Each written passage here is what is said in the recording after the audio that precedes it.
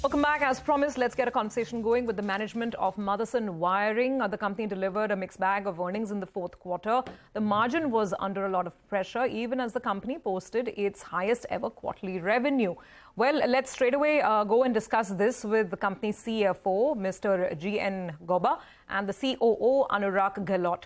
Thank you, gentlemen, for joining in. Mr. Gauba, first question to you on the margin, because if I look at the fourth quarter specifically, the operating margin has come down to, I think, just around the 12% mark versus about 15% last year, same time last year.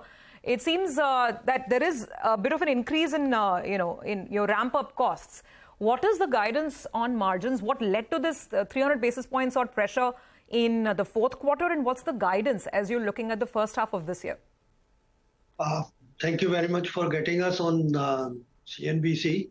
First of all, if we look at the results on a sequential basis, there is a substantial improvement compared to the quarter three. And you rightly said that there have been a lot of new models, a ramp-up cost, which would come in the financial year 22-23, which would have come. We have already seen. At the same point of time, when we look at our return on capital employed, we have ensured that we stay over 40%, 44% in fact. So in that sense, we focus on our operations. Definitely post-COVID, we have seen new models, 3 new plants have been established. So some of these costs take time to recover. And in our case, because we are also people manpower dependent, so there have also been not only just the inflationary pressures, but it takes time to improve on the efficiency level, and our teams are very focused, and you will see things getting better and better. I would not like to guide you specifically on a margins or those things, because there still remain some of the challenges on the supply chain. Our guidance would continue to hold good in terms of targeting return on capital employed in excess of 40%. And surely there should be more and more positive cash flows being generated. But Mr. Gauba, directionally, do you think Q1 margins will be under pressure? Because copper prices have risen on a quarter-on-quarter basis. There are pay hikes. So even if you can't give us a number, do you think margin pressure will accelerate or continue? As far as copper is concerned, we have a clear pass-through. However, it is with a time lag of a quarter or 6 months in some of the exception cases. So therefore, unless and until we are expecting this in the copper price to continue to go north, once they become stable, I think the recovery comes back. In terms of inflationary pressure, what is important is we are talking to our customers, and they are quite appreciative, because it is not just ourselves which get impacted due to these factors. And I'm sure there would be more and more positive on that side. But at the same point of time, our effort would always be to first improve internally and then see how we can deliver a better results.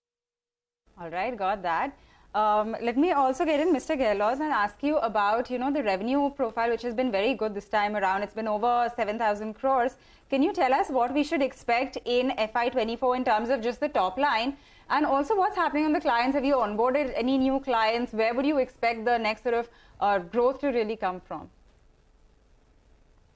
You must have seen, the results, and you've seen that for FY23 we have grown by approximately 25% in revenue.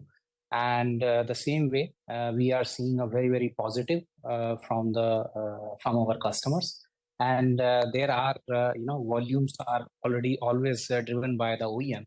So I think we are going to have a good year FY24 and even beyond 24 also. And we have added a few customers in last financial year also, and in 24 also. We have many RFQs in hand, and not only to ICE, we do have the electric vehicle RFQs also in hand, on which we are working, and hopefully we'll add these customers also in coming time. Mr. Gahlot, just one question, and here I'm reading from a note by a brokerage and the concerns that they've raised. Emergence of substitute products for wiring business in EVs. a limited total addressable market because limited share gains with Tata Motors. You cannot supply to Hyundai, Kia. There is rising competition in a largely commoditized product category, and this poses some revenue and margin risk. Could you talk about it? Your thoughts on the fact that your addressable market perhaps is limited and there are some substitute products emerging for EVs? Okay. First of all, I just want to add one thing into that Hyundai and Kia has been supplied by our another joint venture partner in the Motherson itself. So this is also supplied from the family only. Now coming on the other part of your question, that there is an alternative. I don't think so, because as soon as in a vehicle, if you see that the more electronic is adding, then wiring harness content is getting bigger into that. So, and then as far as, competition into that, we don't, competition is always a good, in the business, and but it always keep us also on the toes. So I don't think so. There will be a big change going to happen what the situation we are in today.